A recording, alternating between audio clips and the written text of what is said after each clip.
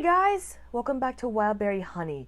First things first, thank you guys for your support in the first part of the story. It really means a lot to me to know that you guys liked it. I just have a few housekeeping announcements, so if you wish to just get on with the story, I'll leave the time skip here. Okay, so if you're new here, welcome. This is part 2. If you want, you can skip back to part 1. I'll leave it somewhere here so you could go right back in there. And when you're all caught up, just come right back on over here. Okay, so quick recap of things that have passed.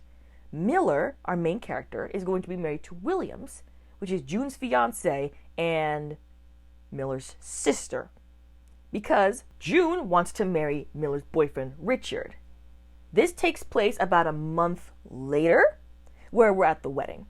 We also learned that in the first part that Richard isn't as nice as we expected, and something's up with him as well. Another thing. Okay, so I thought about this after the completion of part 1. On screen right now, there are the character descriptions and what each character looks like. Because I realized that within the first part, I don't really go through the whole character description. And also, the images on screen may not even be enough for some people. So I decided to put that there so people are not confused. Okay. With that out of the way, let's continue. It's the day of the wedding, a cool, brisk afternoon. The large acre of land behind the Rules' house was decorated in white and lace for the wedding. White streamers, cream and silver decorations, hanging lamps, and the guests dressed in colors ranging from orange to violet, and a decadent 3-tiered cake. A lot of this was left over from June's planning. Miller didn't have any input, let alone wanted to give any.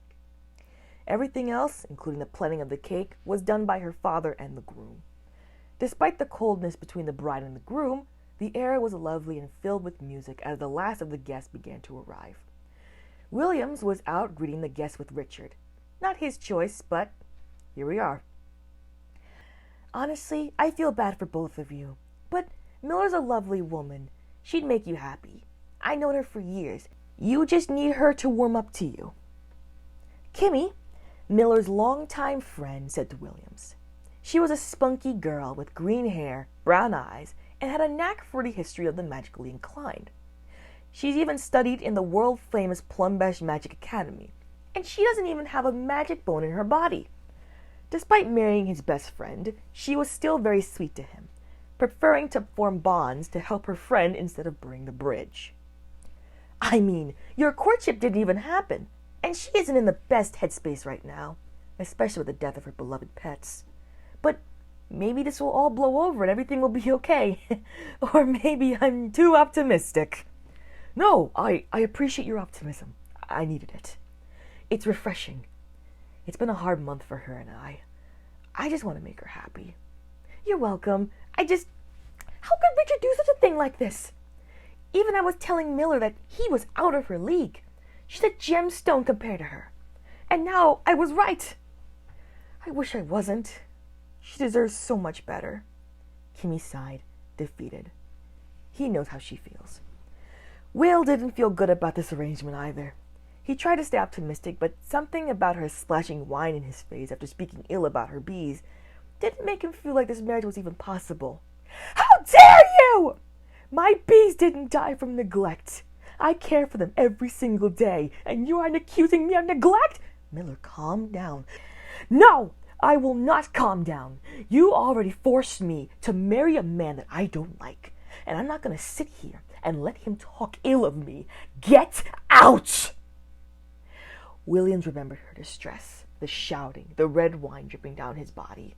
Her words echoed in his head. Sure, he didn't ask to marry her, but was he really that bad?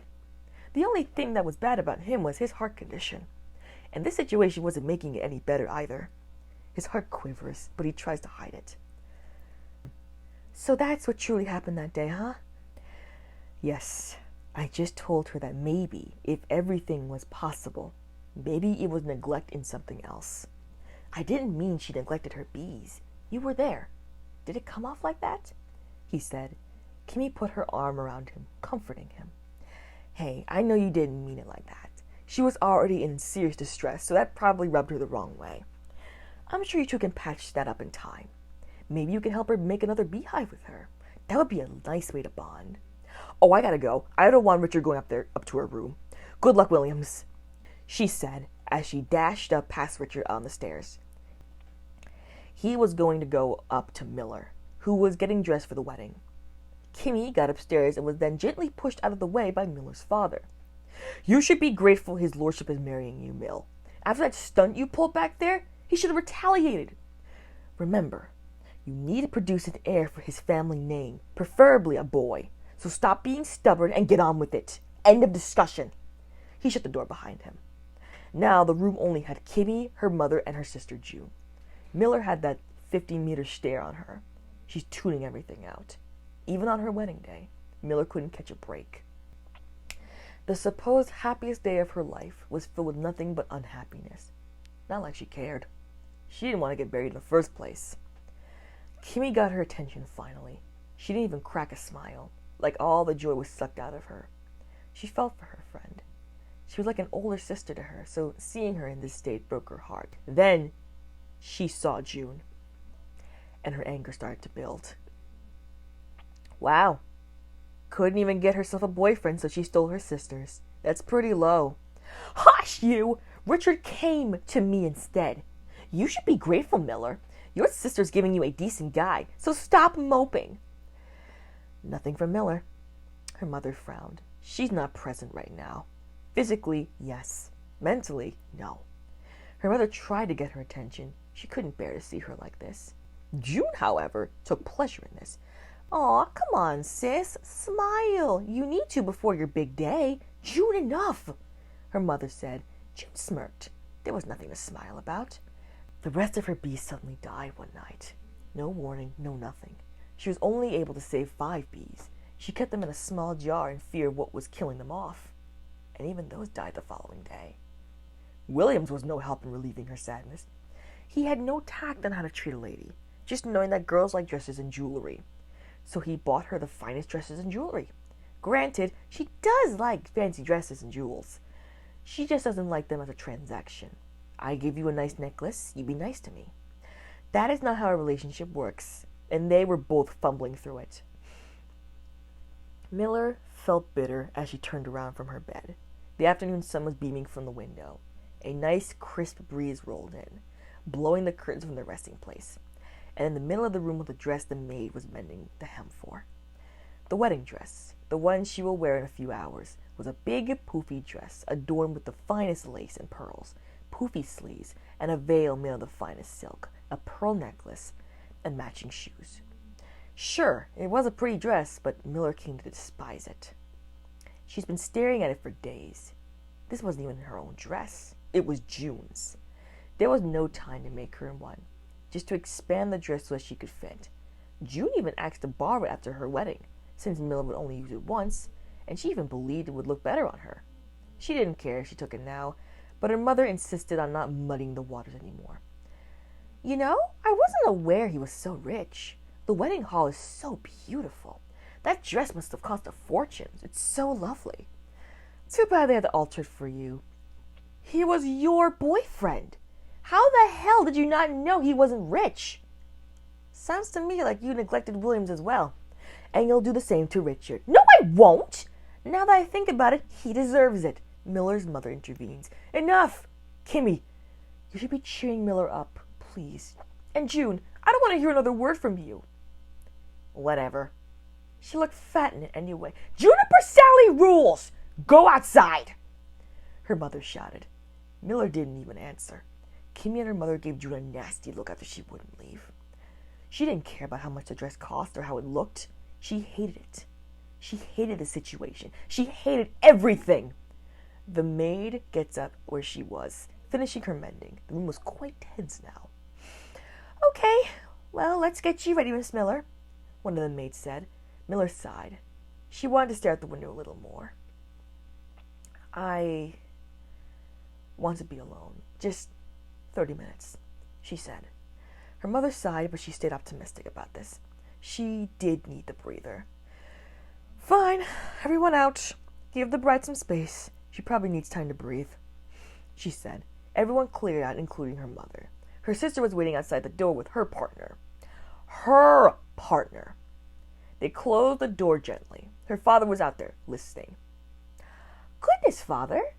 I overheard that Williams wanted how many kids? 6? 7?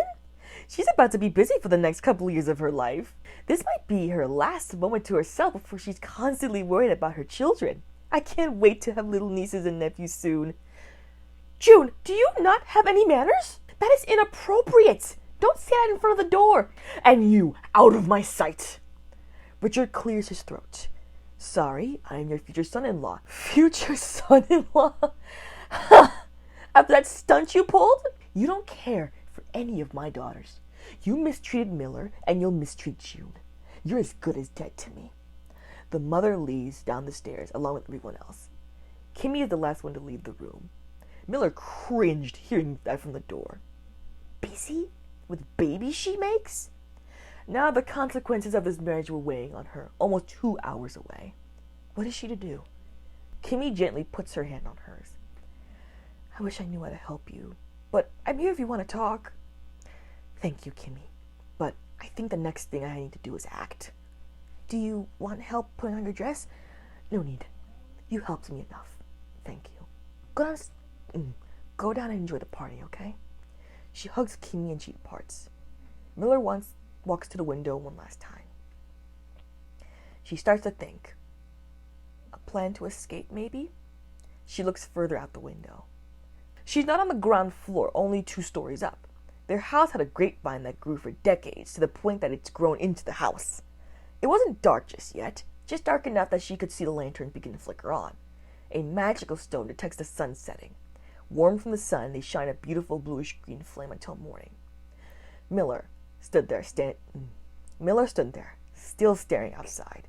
She could hear the musicians practice the entry of the bride. It made her shiver. In her dressing gown, looking at the branch and that huge forest behind her. A possible sense of freedom. Then, back to the room. The wedding dress sitting there, almost mocking her at this point. A prison with no way out of it. She grabs onto the ledge and puts her foot up. But then she has a change of heart. No, I'm not doing that. That's too risky. She walks away from the window and to the dress. She touches the lace it was adorned in and the necklace. In the corridor, Richard was able to sneak upstairs and wandered up to her bedroom. He pressed his ear on the door. Strange. I don't hear anything. Richard didn't hear anything because after she touched the necklace, she backed up to the door, only to get a running head start on the window. She wasn't thinking anymore. She wanted her freedom more. She grabbed onto the ledge of the window, positioned her feet against the windowsill, not even looking down at how high it was. And she leaped. And 2 stories was a long way down. Oof! Was the sound she made when she hit the ground. She gets up, not even looking around to see if someone saw her, and she took off for the forest. She ran fast. No time to check if she was injured. She took the opportunity to go. Ducking through tree branches and running down a faint path, she takes off. Her shoes were getting destroyed in the process. Not realizing that they weren't built for running, she didn't stop. Her dressing gown got caught on branches, even getting her hair caught, undoing the bridal bun, letting her wild hair fly free. She couldn't fathom someone catching her, but she had no plan. She had no money, no other clothes, possessions, nothing. Was this truly a good idea? Her legs were still carrying her to an uncertain future. Leaves, bugs, and branches whipped at her body and her face as she finally came to a clearing. Well, she didn't come to a clearing, she basically fell into it and stumbled onto the ground. She wasn't hurt, but she was definitely exhausted. Strange. This was behind my house all along? She had no idea how far she ran. Her legs burned from it. There was no need for her to run again, not for a while. As she lay on the floor, catching her breath, she looked at her surroundings. She was in a clearing so far from her house that it was nearly a speck in the distance. Still not feeling far enough, she decided to just walk. Where? No idea. Maybe to an inn? With what money? The air began to grow cold as the sun was setting, but then she came across a small puddle. Nothing big, maybe about the size of her foot and as deep as her ankle. Excuse me. This clearly wasn't meant to be here. It stood out too much. Was this made by magic? She thought. The plants were a different color and a lot healthier than The plants were a different color and a lot healthier than their autumn-kissed counterparts. The pond itself was sparkling, with little crystals floating inside of it. They looked man-made, despite the puddle looking a bit dried out. She couldn't help but stare at them. What lovely crystals. Maybe these are worth some money, she said, distracted. Almost as distracted as the bearded man watching her pick the crystals out, fascinated by the beautiful woman. He had a basket full of wild berries and mushrooms, but didn't dare make a sound. A man like him would frighten her. Or so she thought. Okay, that was quite a long part 2 this time, but that's where we're going to leave off for now. If you like Wildberry Honey, please leave a like and a comment. Okay, that's it for now. And part 3 will be coming soon. So stay tuned, okay? Bye.